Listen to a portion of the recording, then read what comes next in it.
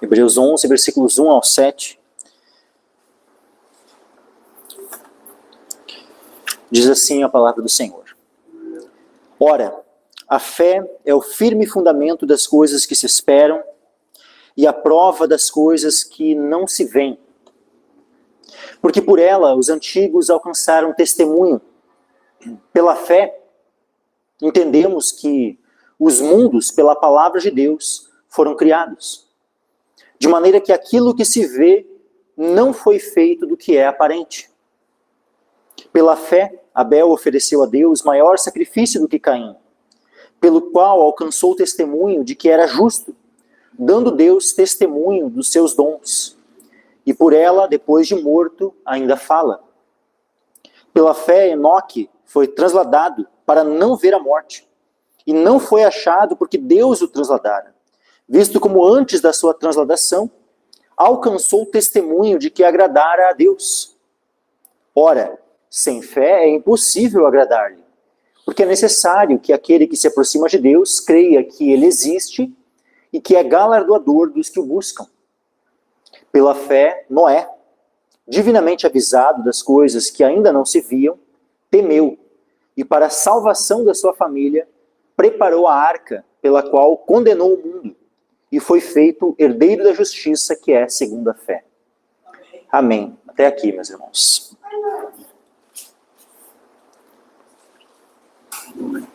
Podem se sentar, todos.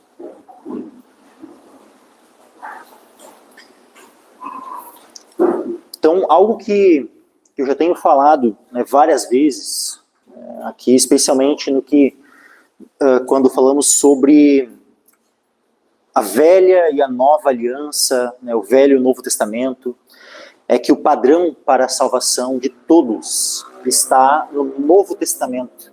Né, está nesse Novo Testamento que também é um sinônimo de pacto da graça, né, aliança da graça. E na qual aliança, em qual pacto, esse pacto da graça é o meio pelo qual todos foram salvos desde o princípio. Então ele é um pacto, ele é um testamento, um novo testamento que ele vai sendo progressivamente revelado ao longo da história e onde finalmente ele é cumprido, né, estabelecido por meio do sacrifício de Cristo na cruz, mas cuja validade, cujo efeito, ele não apenas se dá a partir do sacrifício de Cristo, né, daquele momento em diante, mas como eu disse já várias vezes, eu venho repetindo isso, ele retroage, né, até o início dos tempos.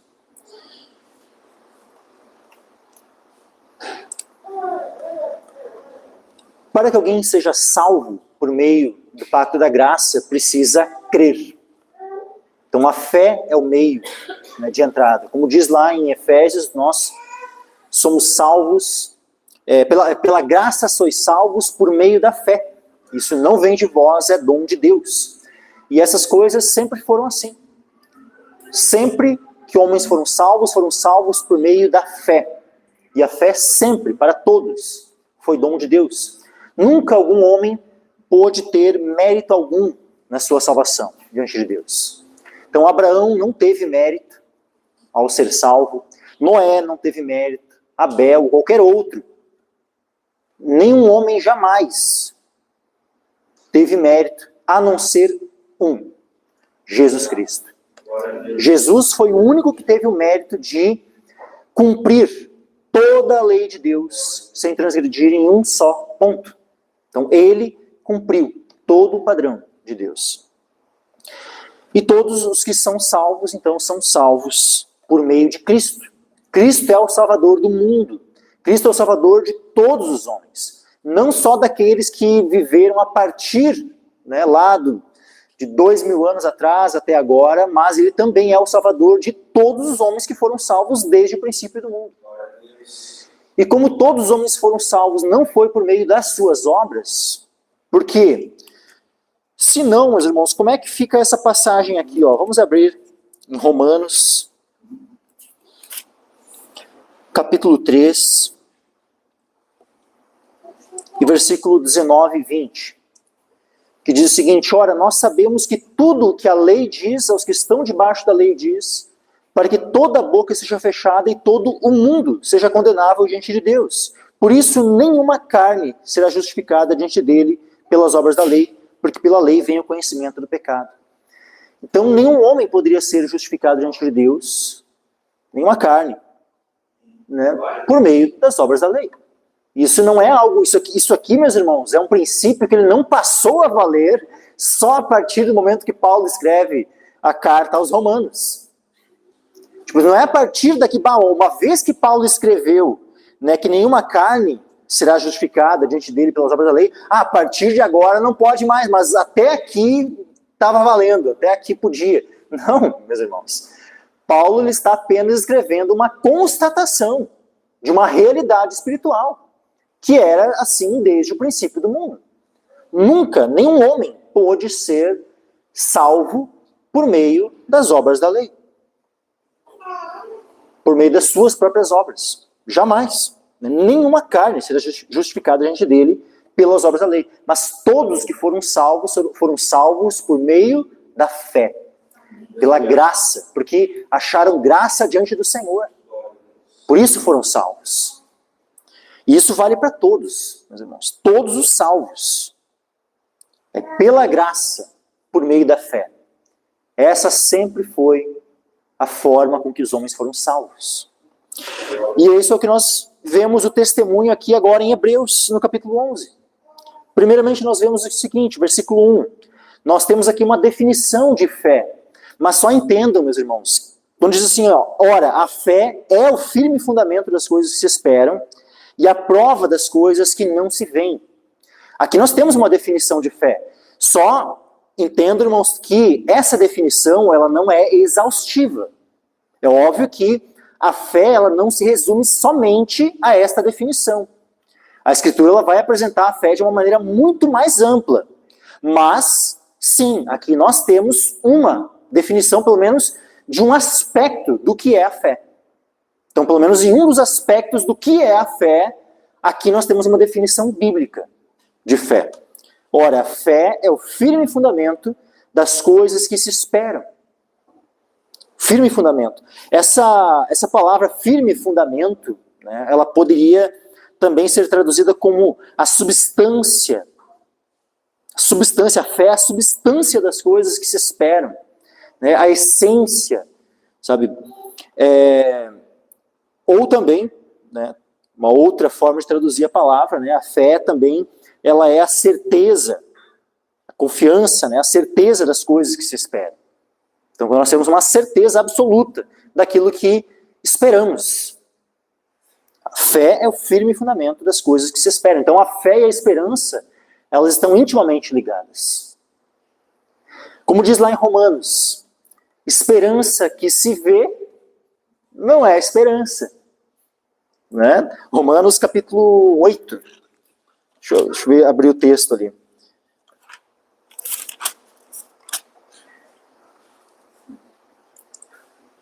Romanos 8, 24 e 25. Olha só, porque em esperança fomos salvos. Ora, a esperança que se vê não é esperança, porque o que alguém vê, como também o esperará? Mas se esperamos o que não vemos, com paciência o esperamos. Então entendo, meus irmãos, que a fé ela está intimamente ligada à esperança. E a visão é algo que, de fato, ela anula a esperança. Ou pelo menos cumpre a esperança. Né? Então aquilo que alguém vê como espera. Né? Então aquilo que tu vê, tu não espera. Né? Tu já está vendo, já está diante de ti. Então, no momento que Jesus já voltou, ainda não, então nós o esperamos. Mas no dia que nós vermos ele vindo nos céus com grande glória, nós sermos transformados, né, reunidos com ele, nesse dia a esperança vai terminar. Por quê? Porque nós já tivemos o cumprimento.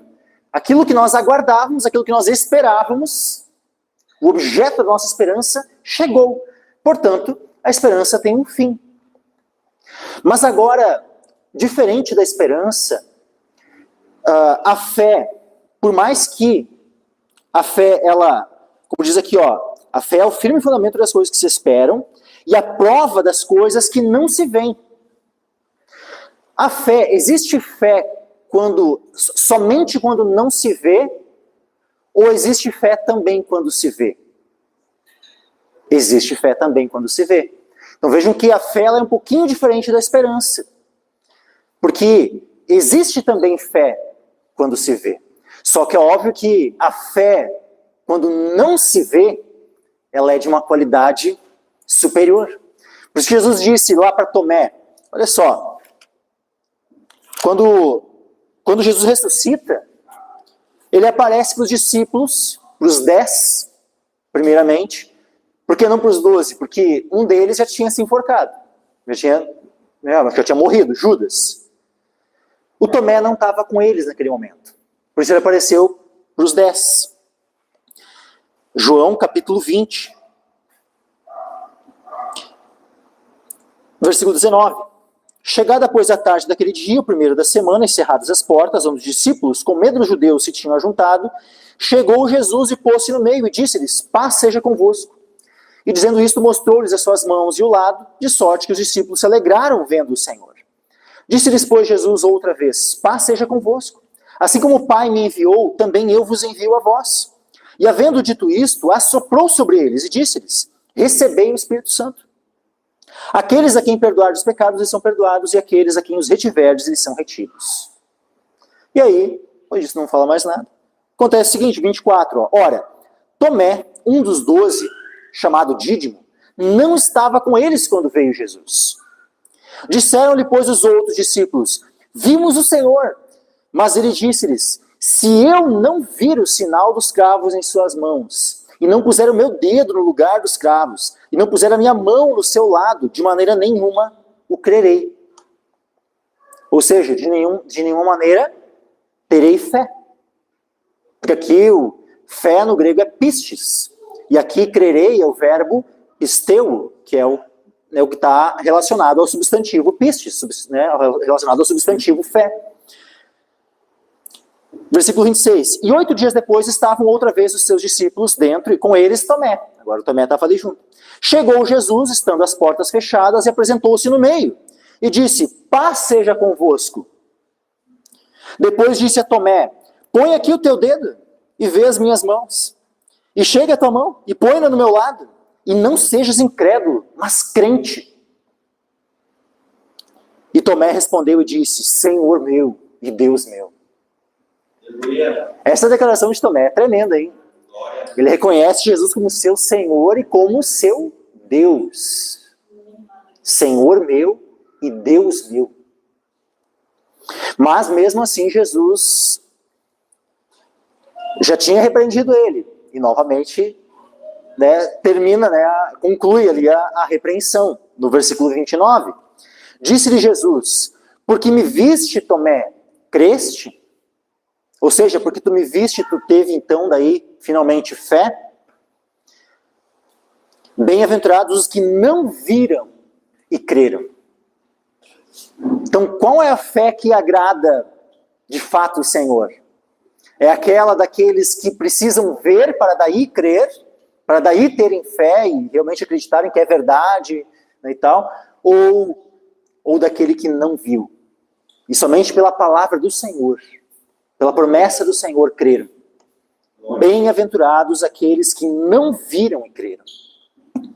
Então percebam que a visão, ela põe um fim à esperança, mas não necessariamente que a visão ponha um fim à fé. Mas a fé daquele que não vê, ela é superior.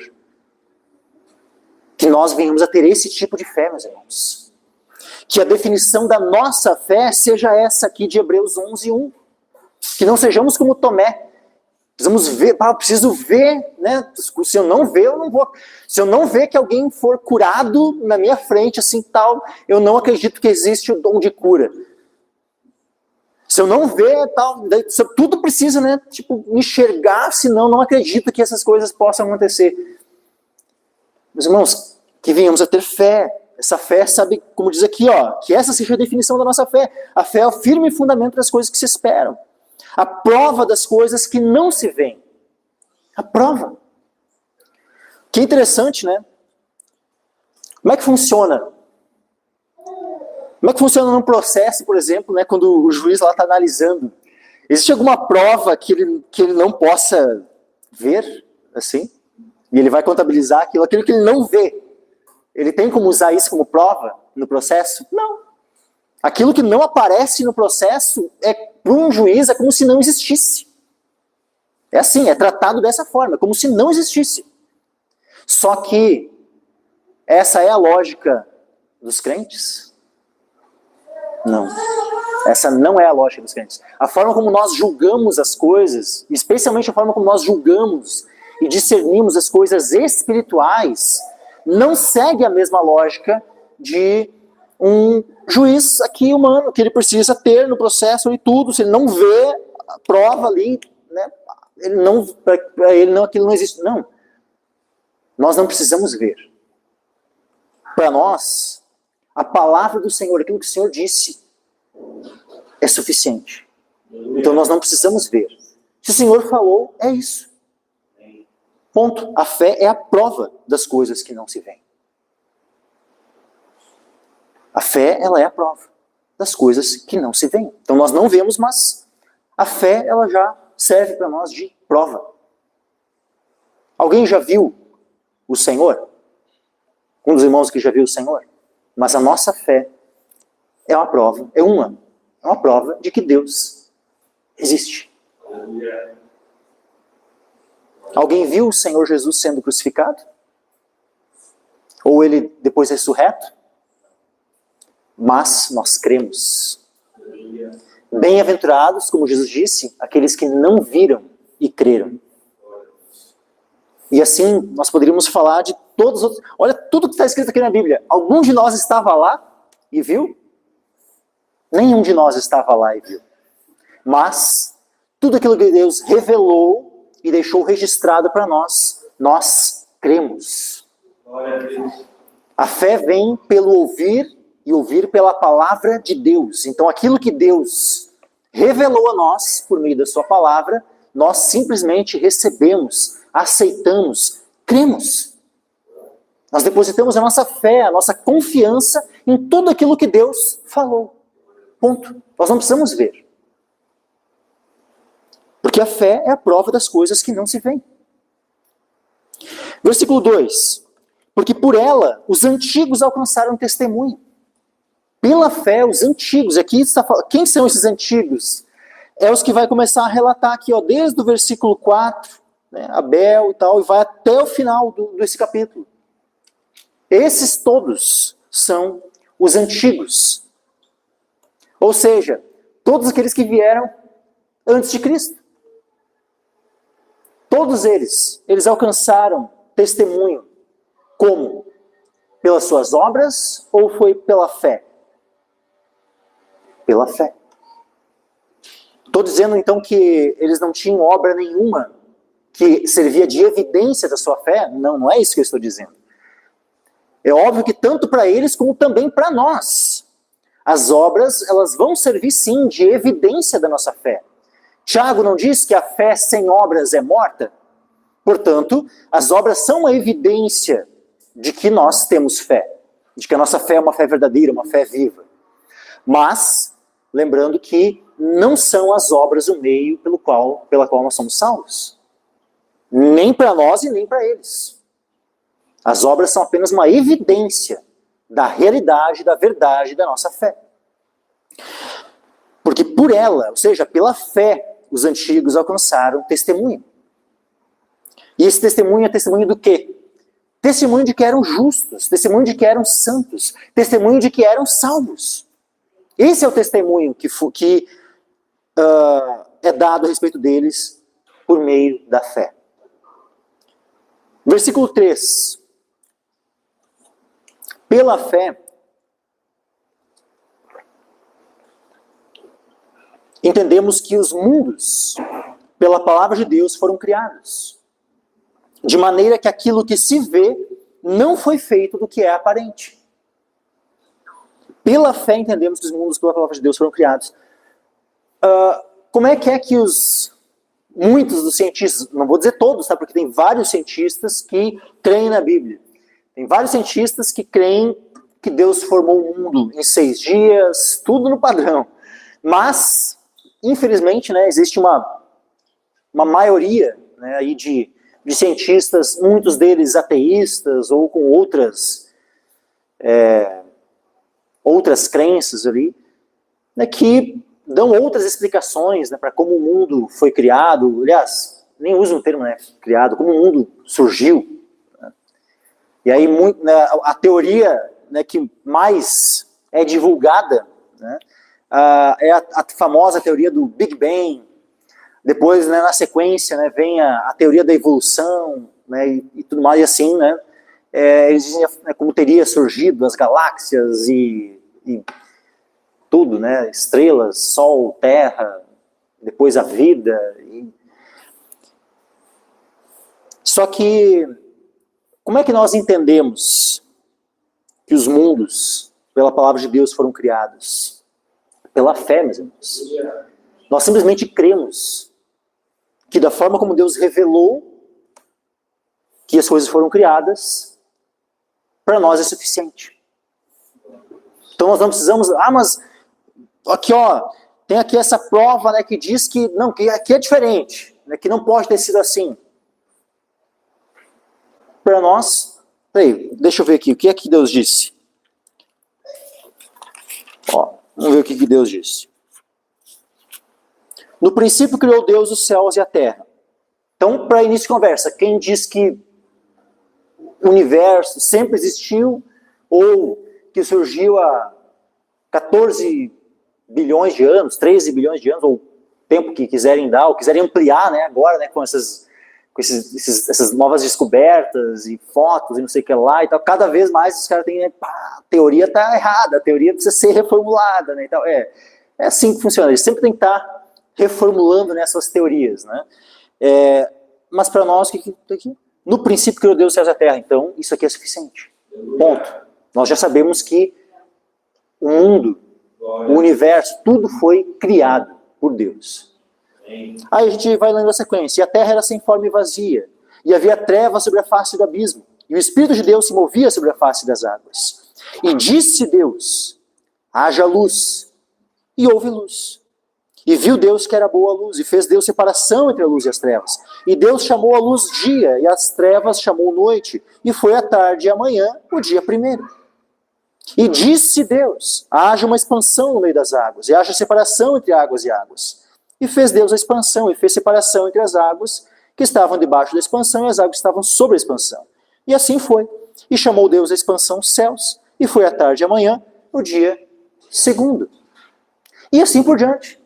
Pois o dia terceiro, e o dia quarto, e o dia quinto, e o dia sexto, onde, né, finalmente no dia sexto Deus faz ali os animais terrestres e também, por fim, né, como a sua obra-prima, né, sua última obra, a criação, com a qual ele finaliza e com a qual ele diz: é muito bom, quando ele cria o homem e a mulher. Um ponto. E Deus criou então em quantos dias? Em 6 dias. Isso é repetido depois em outros textos da Escritura. Então, ponto. Então, inclusive, para aqueles pastores e cristãos e, não sei, e que tentam, né, ficar, não, vamos tentar aqui, ó, conciliar, né, o relato bíblico com a ciência. Daí a gente vai dizer, né, que aqueles dias ali eram eras. Cada dia ali eram bilhões de anos, ou milhões de anos. Né? Não, porque está escrito lá que um dia para Deus é como 1000 anos e não sei o que e tal. Tá, mas daí, né, olha a ginástica, né? Tu pega, né, um dia é como 1000 anos, mas daí tu pega esses 1000 anos e já estica, né? Não é 1000, né? Agora é milhões, é bilhões. Né? É muito elástico esse negócio, né? Não tem conciliação, meus irmãos. Ou nós cremos no que Deus revelou, ou nós cremos naquilo que o Criador falou, da forma como aconteceu, ou nós não cremos. Ou nós temos fé, ou nós somos incrédulos. Então aquele que tenta conciliar, assim, né, não, mas eu vou dar um jeitinho aqui, um malabarismo, né, para fazer que esses dias aqui não sejam dias de 24 horas, né, ouve tarde de manhã, muito interessante, né, cada uma, né, não é dias de 24 horas, né, é bilhões de anos, que tarde de manhã é longa, hein, uma tarde de uma manhã de 3 milhões de anos, né, baita tarde de manhã, a rotação da Terra, se a Terra gira, a rotação da Terra estava bem demorada, né? Bem lenta, assim, né? Bilhões de anos para dar uma volta, assim, né? Tarde de manhã. Tá meio estranho esse negócio. Mas, o que acontece, meus irmãos? Pela fé, nós entendemos.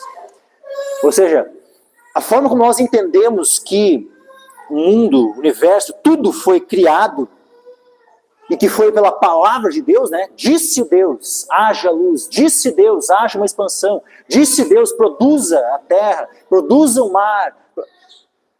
Deus ia dizendo, Deus falou e as coisas foram vindo à existência. E como é que nós entendemos? Então, como é que vem o entendimento de como as coisas foram criadas? Pela fé. Não é que Deus precisou de fé para criar. Tem gente que interpreta isso aqui, né? Pela fé entendemos que os mundos, pela palavra de Deus, foram criados, como se Deus tivesse exercido fé. Não, esse pela fé aqui, meus irmãos, é a nossa fé para entendermos. Tá? Pela fé entendemos. Ou seja, nós entendemos pela fé que os mundos, pela palavra de Deus, foram criados. O apóstolo Pedro, né, vai falar na sua segunda carta, no capítulo 3, versículo 5.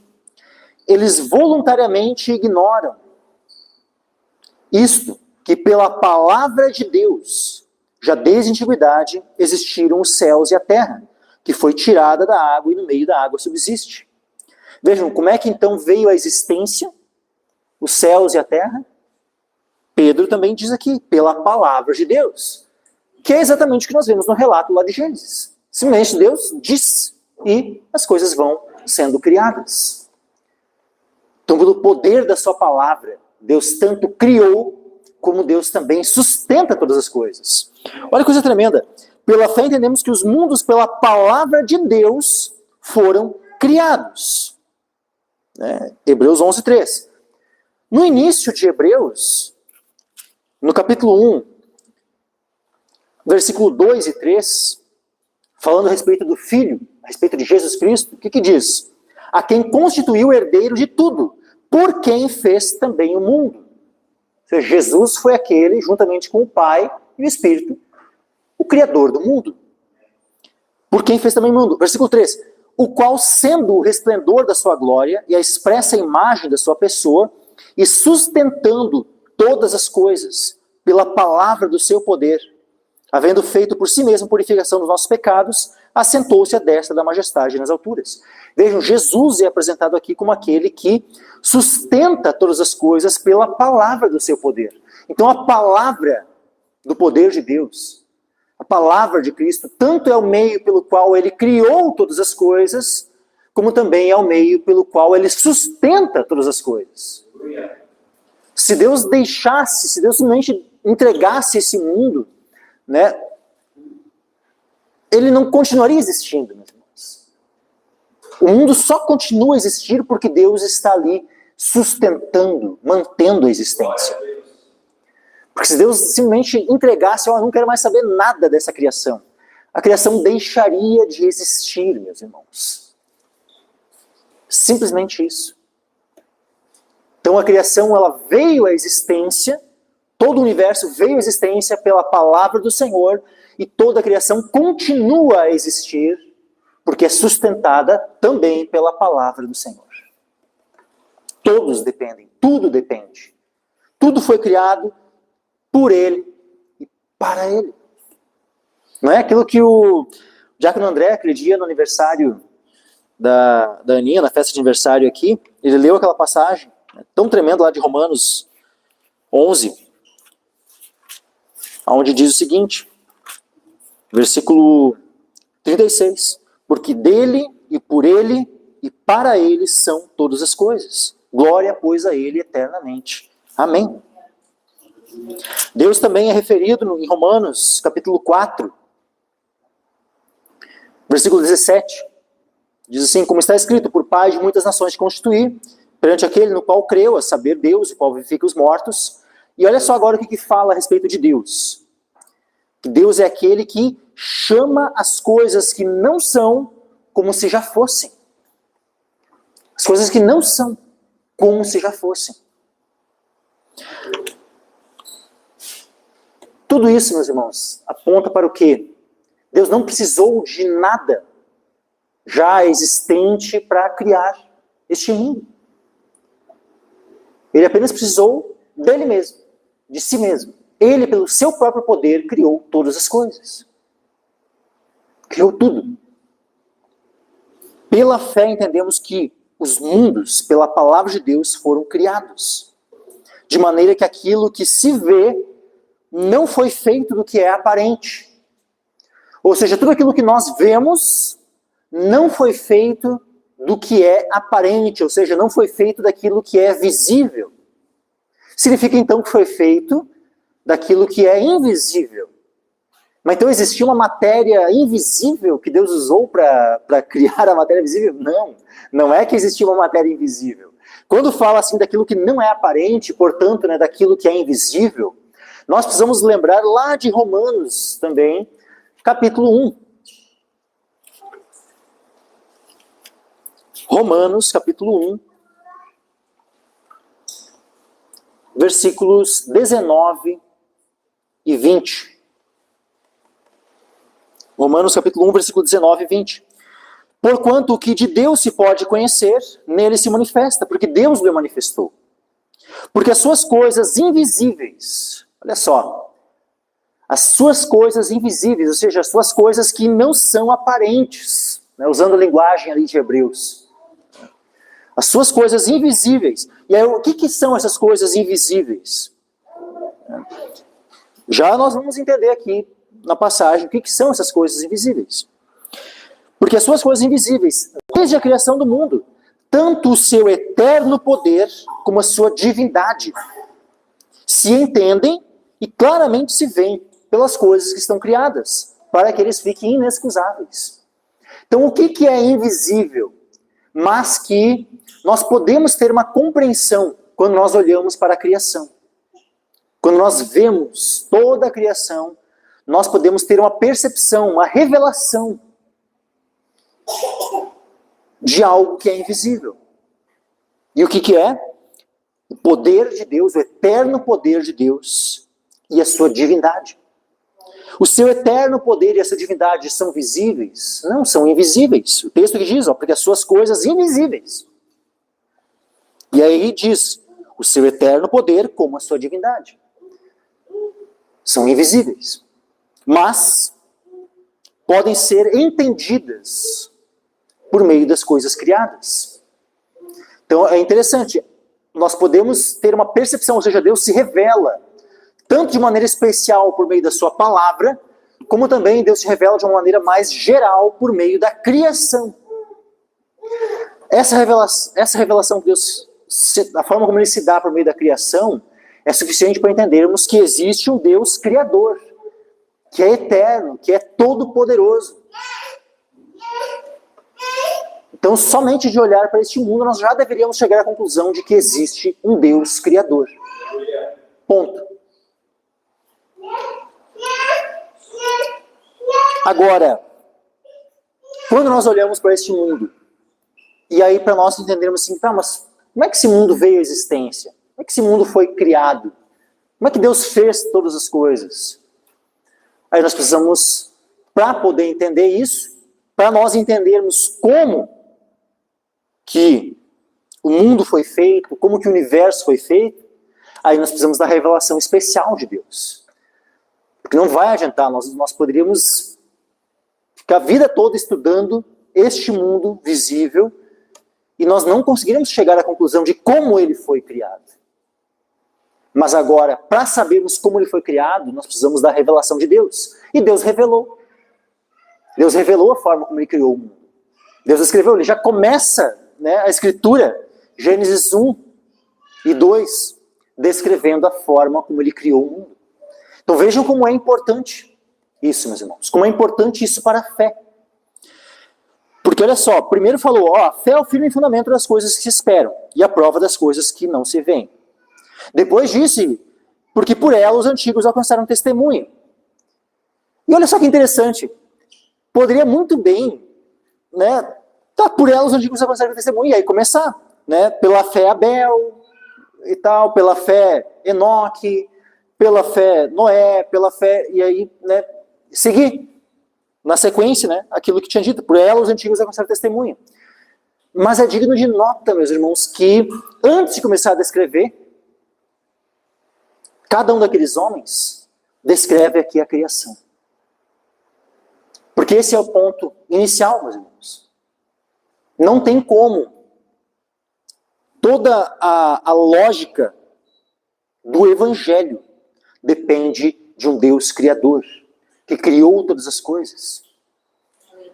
Se nós abandonarmos a fé em Deus como criador, como tendo criado o mundo exatamente da forma como ele disse que criou, todo o Evangelho é colocado em xeque, meus irmãos. Entendam isso. Por isso que é tão importante nós termos bem firmado a nossa fé, o nosso entendimento de como o mundo veio à existência, como ele foi criado. E por que eu digo isso, meus irmãos, que é colocado em xeque? Vou explicar o porquê. É porque se o mundo não foi criado por Deus, se de fato, né, então as coisas teriam vindo por meio de um Big Bang, depois milhões e milhões de anos, uma evolução, como é que fica lá a questão da queda? E que por meio do primeiro pecado é que a morte foi introduzida no mundo. Tudo isso seria apenas uma mera historinha. E se isso é apenas uma mera historinha, assim, que não seria de fato a realidade das coisas, a própria necessidade de Cristo vir perde o sentido. Então vejam como todas as coisas, elas perdem a razão de ser no que tange as Escrituras.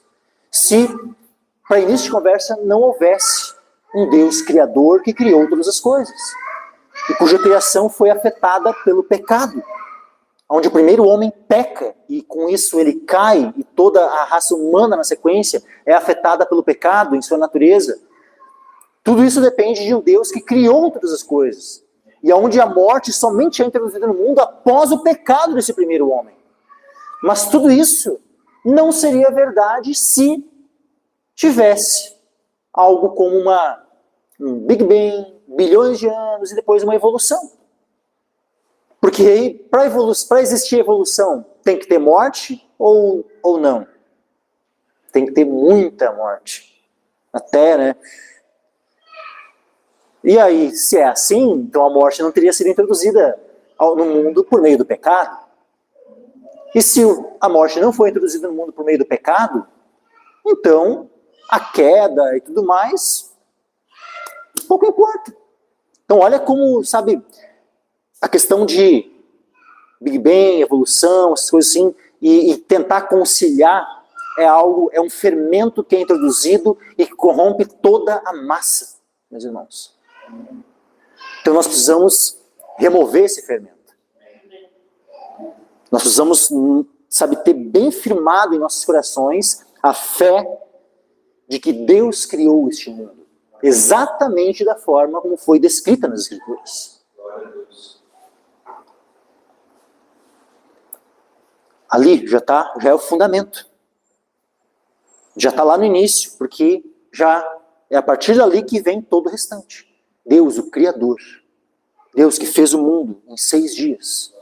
E no 7º descansou. Pela fé entendemos que os mundos, pela palavra de Deus, foram criados, de maneira que aquilo que se vê não foi feito do que é aparente. Versículo 4. Pela fé, Abel ofereceu a Deus maior sacrifício do que Caim, pelo qual alcançou o testemunho de que era justo, dando Deus testemunho dos seus dons, e por ela, depois de morto, ainda fala. Olha só que tremendo o que é falado a respeito de Abel. Alcançou o testemunho de que era justo. É interessante que lá em Gênesis, quando nós lemos o relato, lá de Gênesis, e eu já vou abrir, né, para nós lermos lá, lá Abel não é referido diretamente assim o justo Abel, alguma coisa do tipo, né? Com essa palavra justo associado a ele. Mas, vejam o testemunho que é dado aqui. Pela fé, Abel ofereceu a Deus o maior sacrifício do que Caim, pelo qual alcançou o testemunho de que era justo. Se foi pela fé que ele alcançou o testemunho de que era justo, isso significa o quê? Que ele foi justificado, meus irmãos, pela fé. Então quem foi o... Eu não vou aqui entrar na questão de Adão e Eva, tá? Como é que foi, se Adão e Eva foram salvos, se não foram, se eles foram justificados ou não. Não vou entrar aqui na questão de Adão e Eva, tá? Mas a questão é Abel. O primeiro homem nascido. Porque Adão e Eva não nasceram. Adão e Eva foram criados por Deus. Mas agora, o primeiro homem nascido que foi justificado pela fé foi Abel. Por como é que ele alcançou o testemunho de que era justo? Foi por meio da fé. Não foi por meio das suas obras. Foi por meio da fé. O texto diz claramente, pela fé Abel ofereceu a Deus maior sacrifício do que Caim, pelo qual alcançou o testemunho de que era justo, dando Deus testemunho dos seus dons, e por ela, depois de morto, ainda fala. Aqui em Mateus capítulo 23, olha que interessante a forma como Jesus se refere a Abel. Mateus capítulo 23, versículo 35. Versículo 34 e 35. Portanto, eis que eu vos envio profetas, sábios e escribas. A uns deles matareis e crucificareis, e a outros deles açoitareis nas vossas sinagogas, e os perseguireis de cidade em cidade, para que sobre vós caia todo o sangue justo que foi derramado sobre a terra. Olha só, todo o sangue justo que foi derramado sobre a terra. Desde o sangue de Abel, o justo. Olha que tremendo a forma como Jesus se referiu a Abel. Desde o sangue de Abel, o justo, até o sangue de Zacarias, filho de Baraquias, que matastes entre o santuário e o altar. Nós vemos aqui, meus irmãos, os mártires que morreram por causa da sua fé. Por que que Zacarias ali morreu? Zacarias morreu por sua fé, porque ele foi fiel a Deus, porque ele deu testemunho, ele foi ousado em profetizar. E aí, os homens que não quiseram aceitar o testemunho, a profecia de Zacarias, foram lá e mataram ele. E Abel? Abel foi morto por causa da sua fé? Foi. A sua fé, por meio da sua fé, ele foi aceito diante de Deus. O seu sacrifício, a sua oferta foi aceita diante de Deus. E isso gerou a inveja do seu irmão Caim. E aí o seu irmão vai lá e mata ele. Mas o que então estava lá no ponto principal que levou, que de fato descambou em tudo isso? Porque Abel era um homem de fé. Pela fé ele foi aceito. Portanto, a fé de Abel foi o que acabou levando ele a ser o primeiro mártir.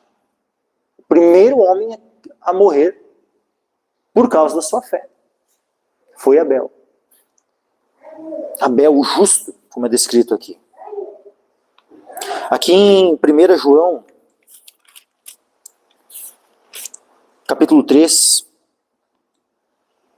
versículo 11.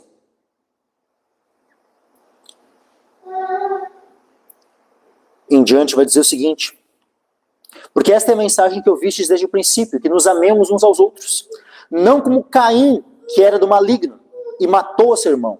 E por que causa o matou? Porque as suas obras eram más, e as de seu irmão justas. Meus irmãos, não vos maravilheis se o mundo vos odeia.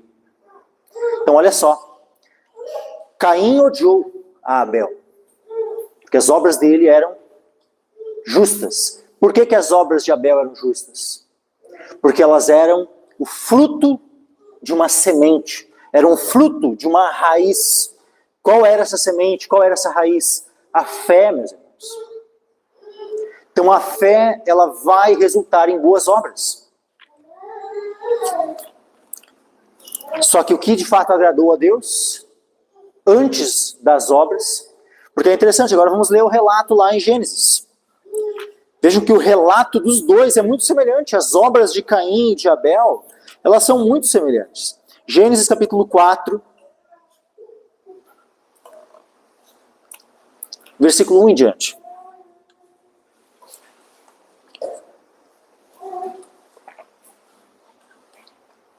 E conheceu Adão a Eva, sua mulher, e ela concebeu e deu à luz a Caim. E disse, alcancei do Senhor um homem. E deu à luz mais a seu irmão Abel. Aqui alguns entendem que ela engravidou novamente, né, e aí gerou Abel. Outros entendem que aquela gravidez já foi uma gravidez de gêmeos, que nasceu primeiro Caim e na sequência ela deu à luz ao segundo, né, Abel. Isso para nós no final de contas não vai fazer diferença, tá? Se eram gêmeos ou se houve uma gravidez depois e tal, de fato não vai fazer diferença. Mas, né, de fato, o primeiro que nasceu, o mais velho, Caim. O segundo a nascer, Abel. E deu à luz mais a seu irmão Abel. E Abel foi pastor de ovelhas e Caim foi lavrador da terra. E aconteceu ao cabo de dias que Caim trouxe do fruto da terra uma oferta ao Senhor. Olha interessante, o próprio Caim é mencionado primeiro. Não diz assim, e Abel, né, primeiro. Não, primeiro é mencionado a atitude de Caim. Aconteceu que ao cabo de dias que Caim trouxe do fruto da terra uma oferta ao Senhor. E Abel também trouxe dos primogênitos das suas ovelhas. Você vê que interessante, né? Abel também, não diz assim, ó, e Abel trouxe, né, e Caim também. Né? O relato do texto coloca Caim primeiro no relato, depois Abel. Só que, né, diz assim, ó, Abel também trouxe dos primogênitos das suas ovelhas e da sua gordura. E atentou o Senhor para Abel e para a sua oferta. Primeira coisa, para o que o Senhor atentou? Para a oferta ou para o ofertante? Para o ofertante. E atentou o Senhor para Abel e para a sua oferta. Por que o Senhor atentou para Abel? Se nós lermos apenas o relato aqui de Gênesis, nós não teríamos uma resposta final para dar. Aqui, em Gênesis, nós poderíamos atentar para o quê? Poderíamos deduzir, né, pelo texto o seguinte: bom, Caim trouxe do fruto da terra.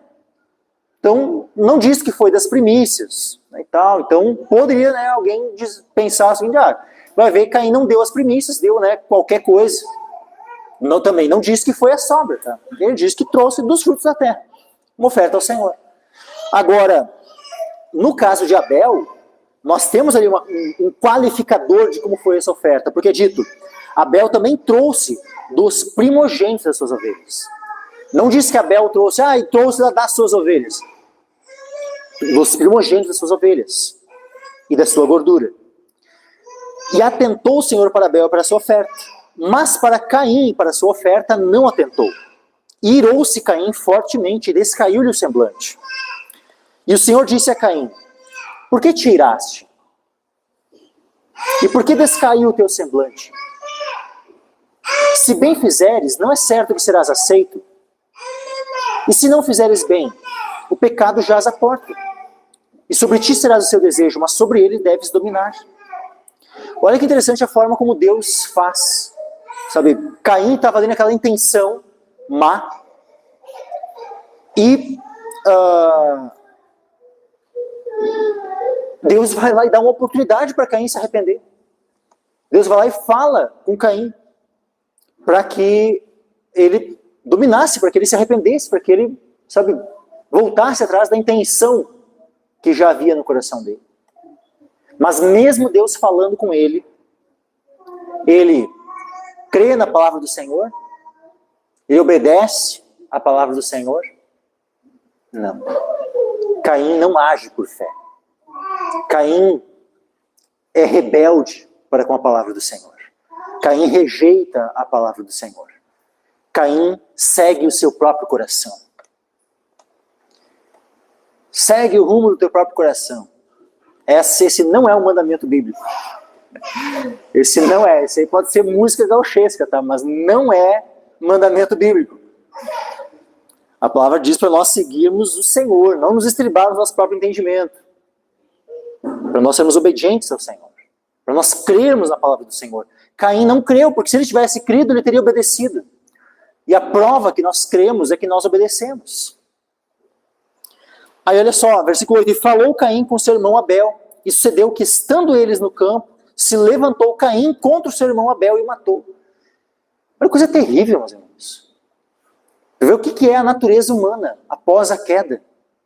O primeiro homem que nasceu, um assassino. O primeiro homem que nasceu, vai lá e mata o seu irmão por inveja. Porque o seu irmão era crente. Foi aceito por Deus por causa da sua fé.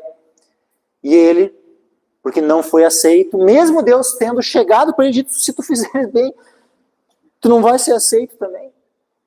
Ou seja, Deus deu a oportunidade, disse que ele também poderia vir a ser aceito. Mas mesmo assim ele não quis, ele preferiu matar o seu irmão. Por inveja. Porque se irou, né, com ele. Descaiu-lhe o semblante, como diz ali. E disse o Senhor a Caim, versículo 9. Onde está Abel, teu irmão? Que coisa terrível, né? O Caim foi lá, convidou o irmão, vem lá pro campo comigo. E vai lá, dá cabo da vida dele. Tudo premeditado, né? Sangue frio, assim, sabe? Não foi num contexto deles brigando, não, nada disso. Ele premeditou. Né? Não vou levar ele lá para um lugar mais afastado, ninguém vai estar vendo. E lá eu vou matar ele. E ele foi lá e fez aquilo que ele planejou. Planejou o assassinato. Se tivesse sido num contexto de briga, discussão, teria sido terrível, sabe? Mas é um pouco pior, sabe? Já seria terrível se fosse no meio de uma briga. Os dois brigaram e aí acabou, né, que o Caim matou o Abel porque brigaram. Não. O Abel foi ali na inocência, né?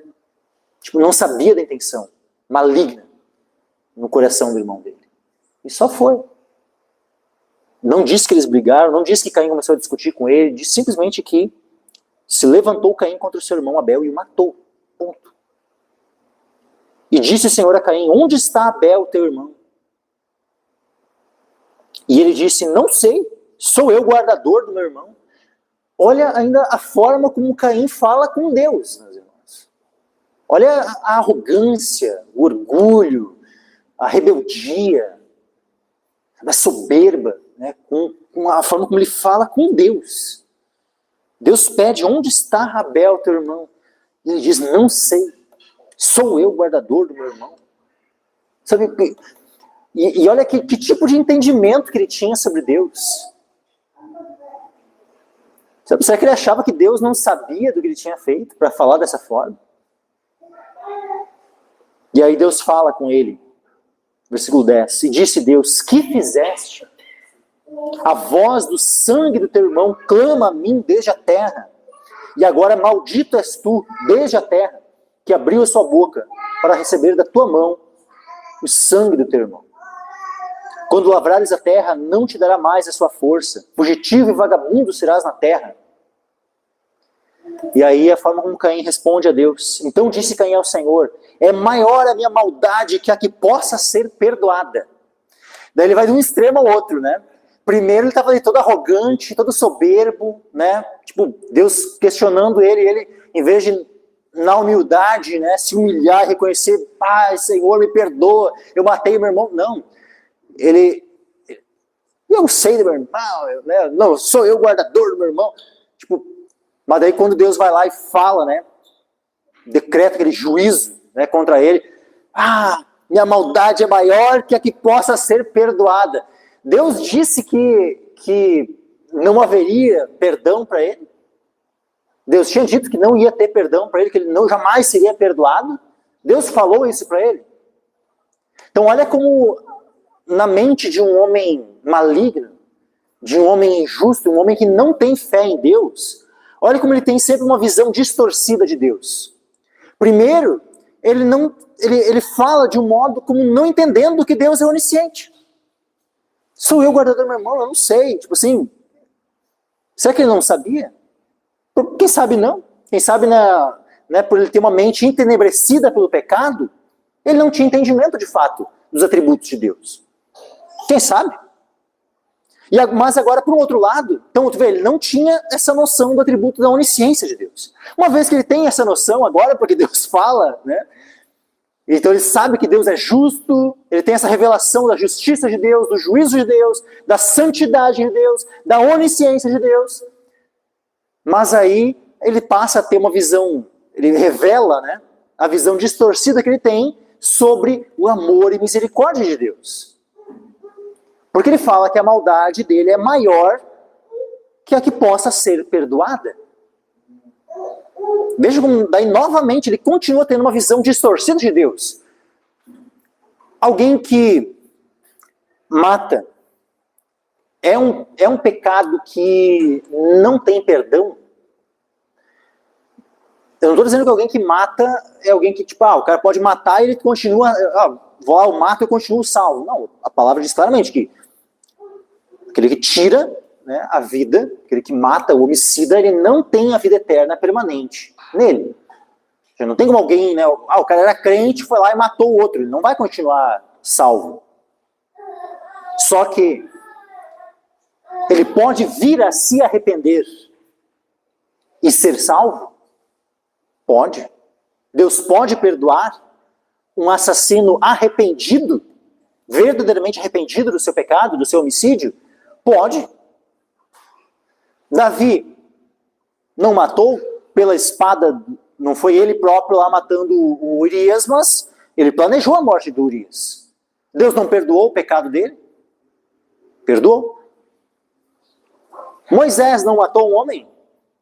O egípcio? Moisés foi perdoado? Ou a maldade de Moisés era maior do que podia ser perdoada? Porque ele matou um homem. Moisés matou um homem, mesmo assim o Senhor o perdoou. Então será que Caim jamais poderia ser perdoado, ou Deus poderia exercer misericórdia e perdoá-lo, caso houvesse um arrependimento genuíno? Poderia. Mas Caim, mais uma vez, revela o quanto ele tinha um entendimento distorcido de Deus. Por quê? Porque ele não tinha uma fé genuína em Deus. Mas agora, Abel é dito assim, ó. O que Deus fala a respeito de Abel? Disse Deus: que fizeste a voz do sangue do teu irmão, clama a mim desde a terra. A voz do sangue do teu irmão clama a mim desde a terra. Lá em Hebreus, vai falar o seguinte. Hebreus 11, versículo 4, né? Pela fé Abel ofereceu a Deus maior sacrifício do que Caim, pelo qual alcançou o testemunho de que era justo, dando Deus testemunho dos seus dons, e por ela, depois de morto, ainda fala. Olha só, tu está falando do que aqui? Do sangue dele que clamava ao Senhor, ao que Deus faz referência. Só que o que é que o sangue de Abel clamava ao Senhor? Clamava por justiça. Sabe qual é o clamor? É semelhante a esse clamor aqui de Apocalipse, capítulo 6, versículo 9 em diante. Olha só.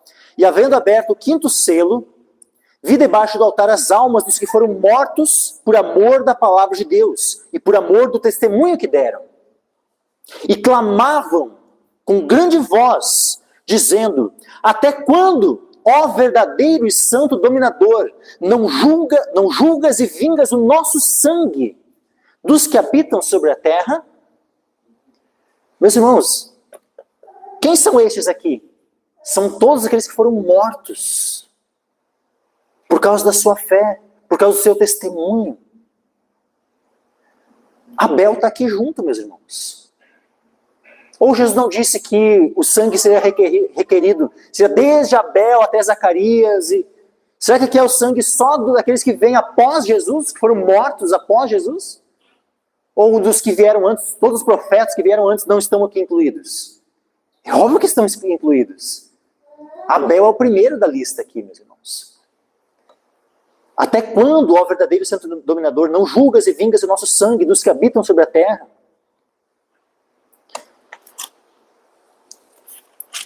É interessante, né, que todos esses que tiveram seu sangue derramado por causa da sua fé, está ali, esse clamor diante de Deus, por justiça, por vingança. Mas tem um outro sangue que foi derramado, que é o sangue de Jesus. O sangue de Jesus também foi derramado. E Jesus, por seu sangue, ele comparece à presença do Pai. Só que é interessante que o clamor do sangue de Jesus é diferente. Porque o sangue de Abel e o sangue de todos os outros mártires clamam por vingança, clamam por justiça. Mas o sangue de Jesus, que ele apresenta ao Pai, clama por misericórdia e por graça. Como nós vemos aqui em Hebreus, capítulo 12, versículo 24.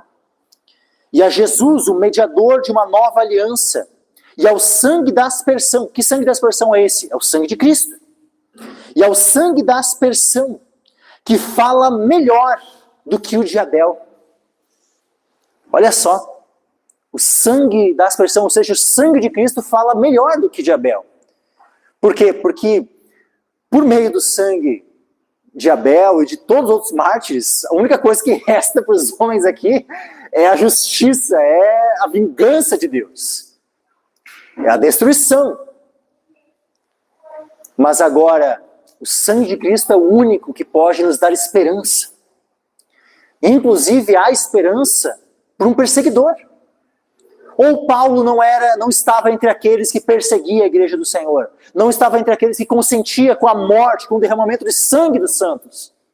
Quando Estevão estava lá sendo apedrejado, quem estava carregando as vestes? Não era Paulo. Era Paulo. Vejam, o sangue de Estevão clamava o quê? Contra todos aqueles homens, inclusive contra Paulo, que consentia na morte dele, por vingança. Mas agora o sangue de Jesus intercedeu de uma forma diferente por Paulo, para que ele fosse perdoado, para que a misericórdia chegasse até ele, para que a graça o alcançasse. E assim foi com cada um de nós, meus irmãos. E assim pode ser com aqueles que hoje nos estão perseguindo. Aqueles que hoje zombam da nossa fé, escarnecem de nós. Que o Senhor venha trabalhar na vida deles, que eles venham ser alcançados pelo sangue do Cordeiro, pelo sangue de Jesus Cristo. Voltando aqui, indo agora para o próximo, né? Então Abel, primeiro justo, que foi justificado por sua fé. Agora nós temos Enoque. Pela fé Enoque foi transladado para não ver a morte. E não foi achado porque Deus o transladara, visto como antes da sua transladação alcançou o testemunho de que agradara a Deus. Veja, tudo isso se deu como? Pela fé. Pela fé. O que é dito lá de Enoque? Vamos abrir lá em Gênesis, capítulo 5.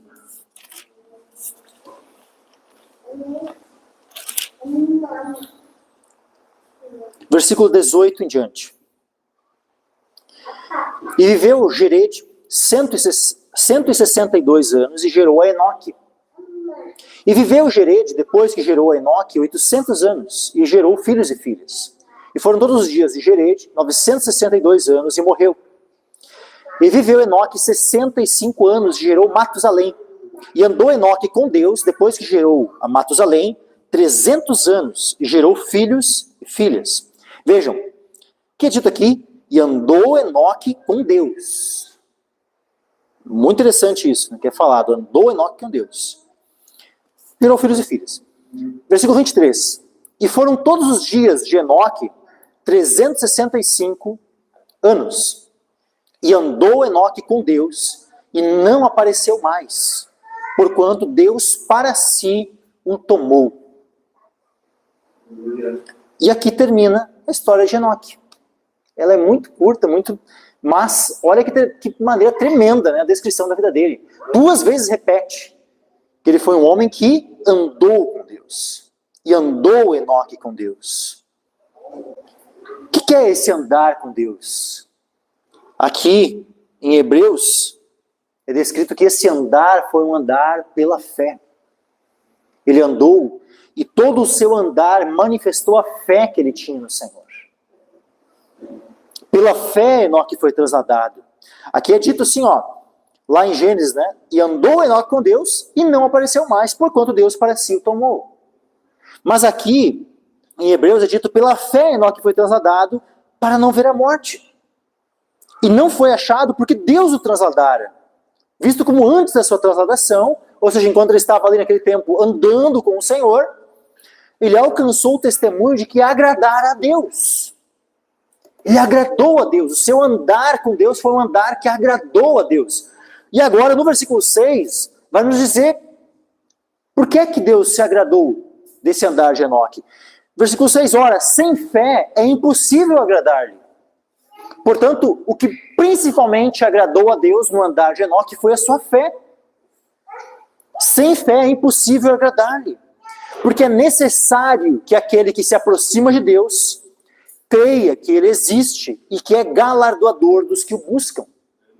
Então Enoque creu, não só que Deus existia, como também Enoque creu que Deus é galardoador dos que o buscam.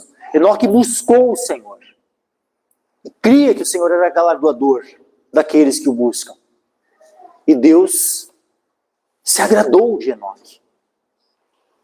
E se agradou de tal forma de Enoque que o tomou para si. Que não permitiu que Enoque visse a morte. Vejam, antes de Cristo, houve 2 homens que foram transladados, que foram arrebatados para o Senhor e não viram a morte.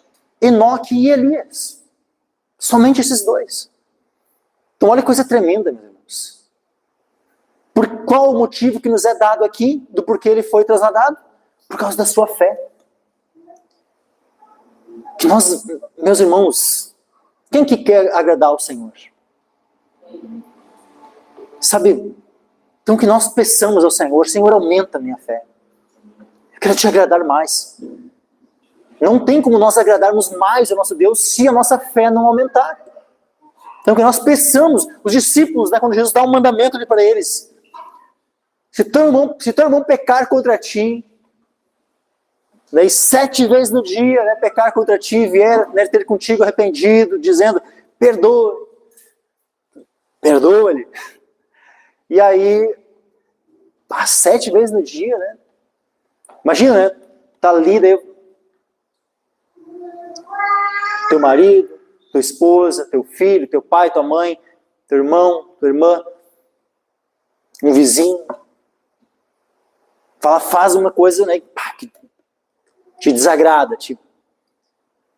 Aí depois ele chega e diz, me perdoa.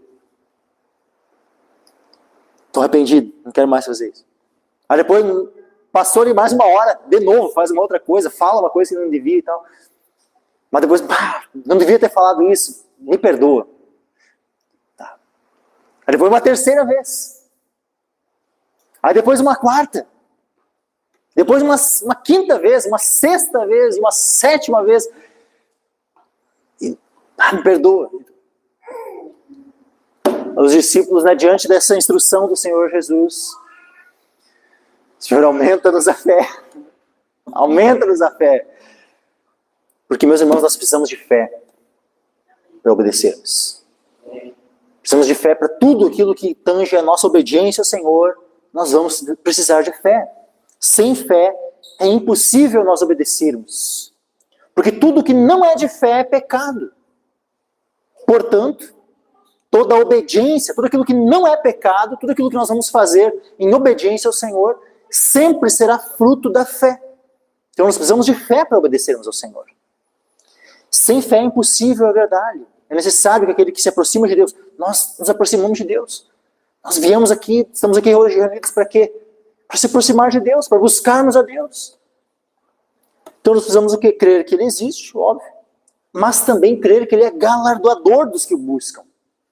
Aqueles que rejeitam, né, o galardão, eu já falei isso no culto passado. Tem gente que, né, que fala assim, eu não preciso de nada, né, eu só quero ir para o céu, né, mas eu não, se lá no céu, né, eu ficar lá num cantinho, lá para mim já está bom, não preciso de galardão nenhum. Fica assim. Sabe, uma pessoa que fala dessa forma, é uma fala sem entendimento. Uma fala de alguém que não conhece bem a Escritura. Porque olha que coisa tremenda isso, meus irmãos. Sem fé é impossível agradar-lhe. E aí vem descrever como é que é essa fé. Porque é necessário que aquele que se aproxima de Deus creia que Ele existe e que é galardoador dos que o buscam. Então faz parte do nosso aproximar de Deus o crermos não só na existência dEle, mas nós também crermos que Ele é galardoador. Deus se descreve assim, Deus deseja ser buscado como um Deus galardoador. Ou não é isso que está escrito aqui? Que Deus se agrada, né, daqueles que creem não só que Ele existe, mas também que Ele é galardoador dos que o buscam. Está escrito aqui. Então como é que nós vamos rejeitar o galardão? Se nós estamos rejeitando o galardão, nós estamos rejeitando também essa revelação que Deus faz a respeito de si mesmo. Onde Ele se revela como um Deus galardoador.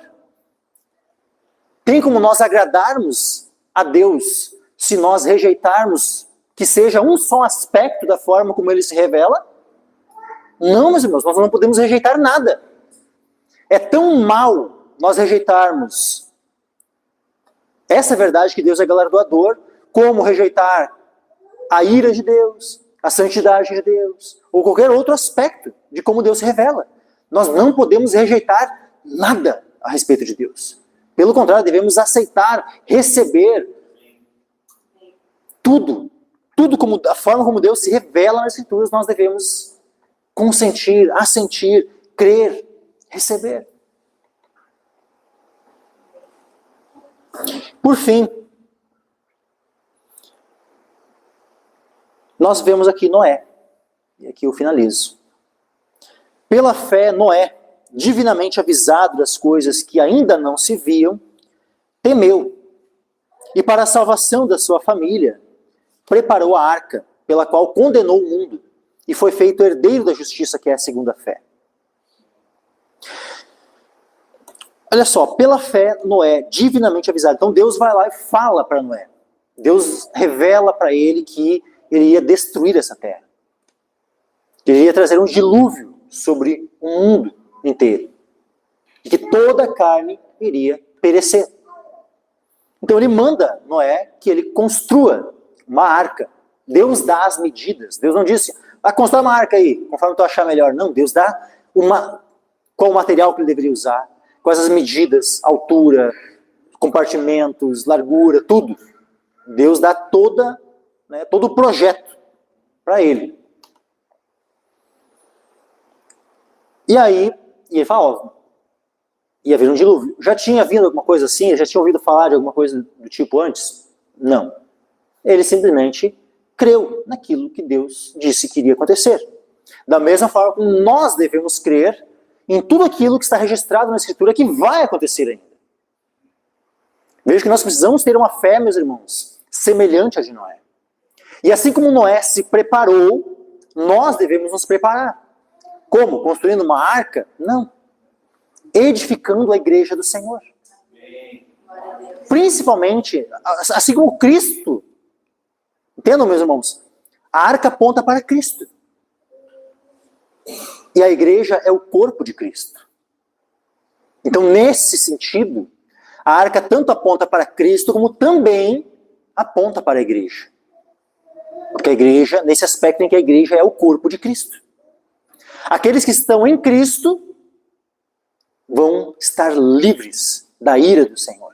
Vão ser guardados de todas as coisas. Mas agora, aqueles que estiverem fora de Cristo, portanto, fora da igreja, esses não vão ser livres da ira. Então, como é que nós vamos nos preparar para o futuro? Tendo a certeza que estamos em Cristo, que estamos na arca, que estamos de fato, fazemos parte de fato da igreja do Senhor. Dessa forma nós estamos preparando. Nós vamos também preparar a nossa família para isso. Preparar as nossas esposas, preparar nossos filhos, preparar as próximas gerações para que estejam em Cristo, para que estejam na arca.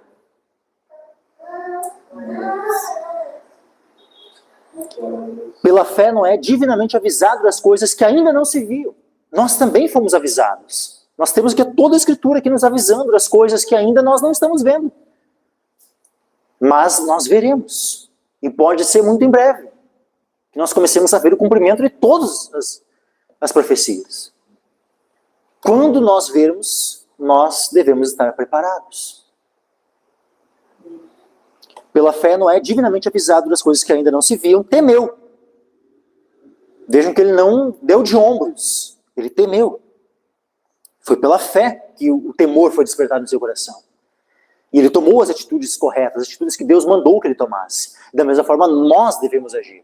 Devemos tomar todas as atitudes que Deus nos manda tomar. Eu falei na semana passada sobre o congregar. Sobre não deixar de congregar, pelo contrário, né? Cada vez mais nós estarmos empenhados no congregar na medida que os tempos do fim se aproximam. Essa é uma das coisas que Deus manda. Então, se nós desobedecermos ao Senhor, seria semelhante ao Noé, lá naquele tempo, né? Eu vou fazer o seguinte, não vou fazer essa arca, vou fazer um barquinho menor. Fazer um barquinho menor aqui, né? Vai ser muito trabalhoso fazer essa... Mas vai ser muito trabalhoso congregar no tempo da grande tribulação, então não vou congregar. Vou tentar fazer outras coisas, fazer do meu jeito. Teria dado certo se Noé tivesse feito do jeito dele, em vez da forma como Deus havia ordenado que ele fizesse? Ele, a sua família e todos os animais que Deus mandou que fossem dele, teriam sobrevivido? Se ele tivesse feito do jeito dele, em vez do jeito de Deus? Então nós não devemos fazer as coisas do nosso jeito, daquilo que nós achamos que é melhor.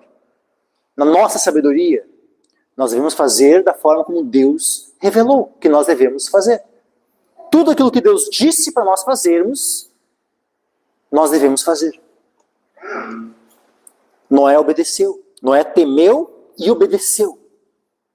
Ele fez a arca, ele preparou a arca para a salvação da sua família.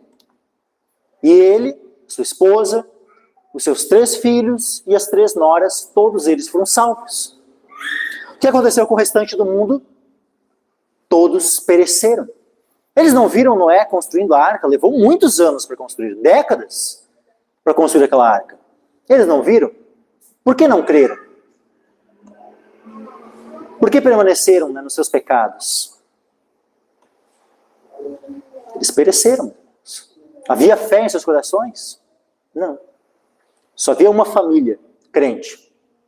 E não tinha pouca gente na terra, não, meus irmãos. Tinha muita gente na terra naquele tempo. Muita gente. Já haviam se passado em torno de 1.600 anos. Num tempo, pensa, aqueles homens viviam muito tempo. Viviam quase 1000 anos. Olha quantos filhos um casal poderia ter nesse tempo. Eles podiam ter muitos filhos. A multiplicação de gente na terra era muito mais rápida do que é hoje. Justamente porque os casais viviam mais tempo e podiam ter muito mais filhos. Então, a multiplicação era muito maior. Tinha muita gente, mas mesmo assim, somente 8 pessoas. Noé, dito aqui em 2 Pedro, capítulo 2, e versículo 5, diz assim, e não perdoou, aqui estou falando de Deus, tá? Que Deus não perdoou ao mundo antigo, mas guardou a Noé, a 8ª pessoa, o pregador da justiça, ao trazer o dilúvio sobre o mundo dos ímpios.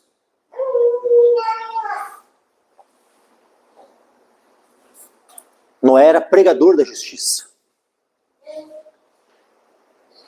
Ou seja, Noé deu testemunho da verdade. Noé anunciou que havia de vir um dilúvio a este mundo. E ele pregou a justiça, ou seja, ele pregou para que os homens se arrependessem. Ele pregou a justiça. Portanto, aqueles homens tiveram a oportunidade de arrependimento, mas não quiseram, não creram e pereceram todos. Noé foi divinamente avisado das coisas que ainda não se viam. Ele temeu, ele creu e temeu. E para a salvação da sua família preparou a arca, pela qual condenou o mundo. Vejam, a atitude dele de crer no Senhor serviu de testemunho contra toda aquela geração incrédula. E, portanto, é dito então dessa forma, que o fato de ele ter crido e preparado, com isso, a fé dele é testemunho contra a incredulidade de toda aquela geração. E, portanto, todos aqueles são condenados. Ele condenou o mundo, não porque ele era o juiz, mas porque o juiz, que é Deus, vai pegar Noé como testemunho. Está aqui, ó. Vocês não têm desculpa. Toda aquela geração, todo mundo de então, não tinha desculpa para ter perecido. Porque Noé creu. Então Noé é a testemunha contra todos aqueles demais. Por isso que ele condena. Condena não no sentido de ser o juiz, mas de ser uma testemunha contra eles. Condenou o mundo e foi feito herdeiro da justiça, que é segundo a fé. Olha que coisa tremenda, meus irmãos. Ele foi feito herdeiro da justiça. Que justiça é essa? A justiça de Deus, que foi atribuída a ele. É dito lá em Gênesis, capítulo 6. Olha como Noé é descrito.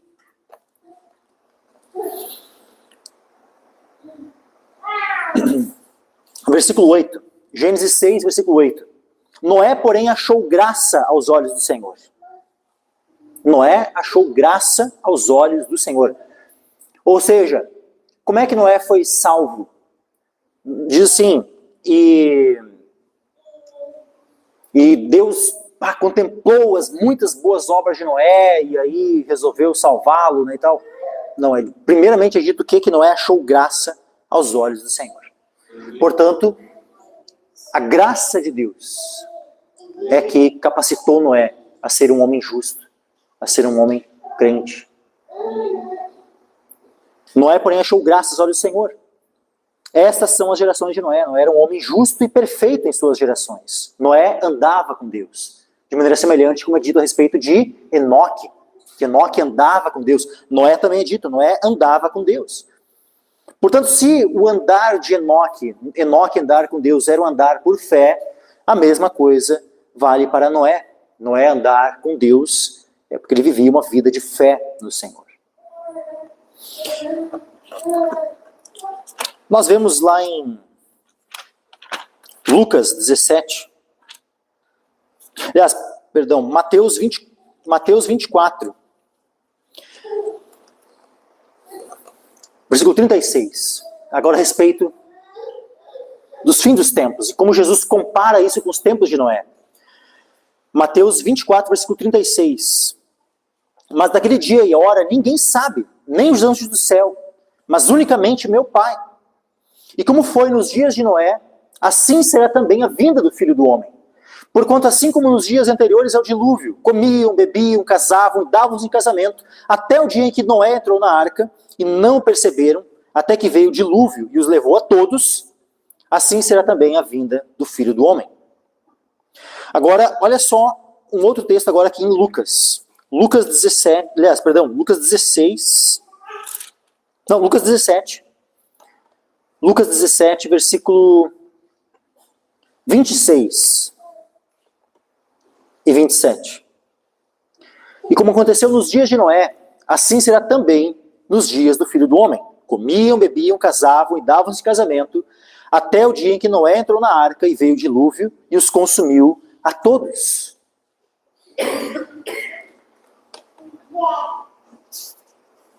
Noé, de toda aquela geração, foi o único que, juntamente com sua família, foi salvo.